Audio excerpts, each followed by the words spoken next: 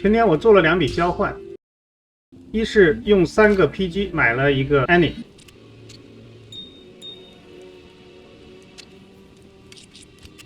二是用一个 IST 买到了一个亚马逊火炬，便宜吧？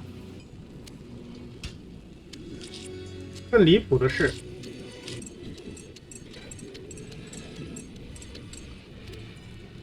我用3ST 买钥匙，打出一个德鲁伊火炬，结果一个 IST 竟然没人买。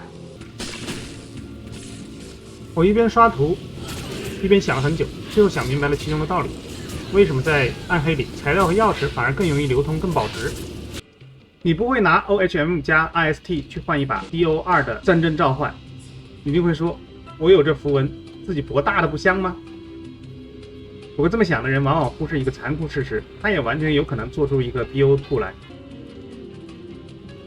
反过来，你要是做出一个 BO6 的，你拿双倍成本跟我换，做梦吧！没2个抓，我看都不看。暗黑就是这样，买家只要极品，不是极品的全是垃圾。正是因为这个原因，暗黑市场成为了一个非对称溢价博弈系统，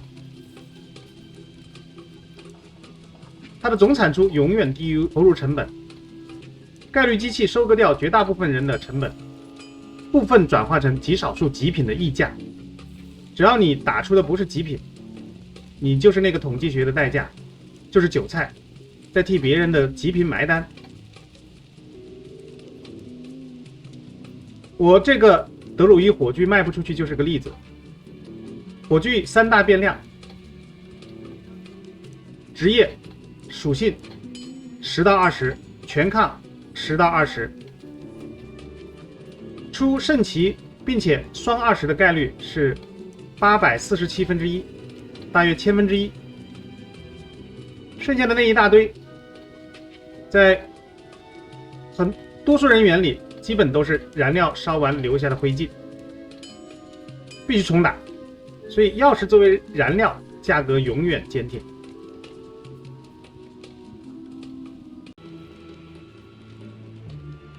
洗大板也一样，3个宝石洗一次，几秒钟的事儿。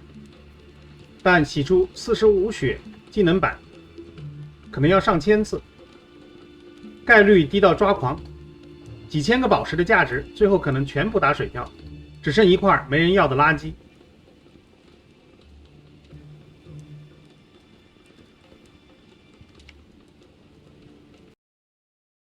即便我们降到最低要求，只要是技能板加生命，概率依然低至1152分之一。这是又一个非对称溢价的例证。给大家看一个极简数学模型，大家就能够一眼秒懂。我们看实际的，出任意技能的 GC 带有41到45 life 的几率是1152分之一。这什么意思呢？就是说要卖这个 GC 的时候，必须换回3456个宝石才能回本，少了你就亏了，多余这个才是你赚到的。不过暴雪在打造这个概率陷阱的时候，不小心留了一扇窗，也正是这个陷阱使我们打到的低符和材料都具备了 IST 的价值。看明白了没有？到此，我们的掉落品逻辑需要重构了。别人低符从 TIR 到 SOUL 都有硬需求，相反，像斗、KO、Loom 甚至 FA 看着是终极，但其流通价值基本为零，纯占仓库。严格讲，洗点水不在那个陷阱里，但一样是追求极品的燃料。比如我的法师原本加了156力量，拿桶盾，现在有了火炬毁灭，那30点力量浪费，你忍得住吗？必须洗啊！所以洗点水价值坚挺，即便到赛季末都有市场。结束前注意事项划重点：第一，千万别砸自家古董，搞合成，不要合低幅。第二，不要自产自赌，千万不要去合大板，买成品更省。有朋友肯定跳起来质问思壮，我也是来玩的，我也要追求极品的。我讲个故事，看能不能达成一致。大臣汇报说，有灾民没饭吃，饿死了。晋惠帝问道：何不食肉糜？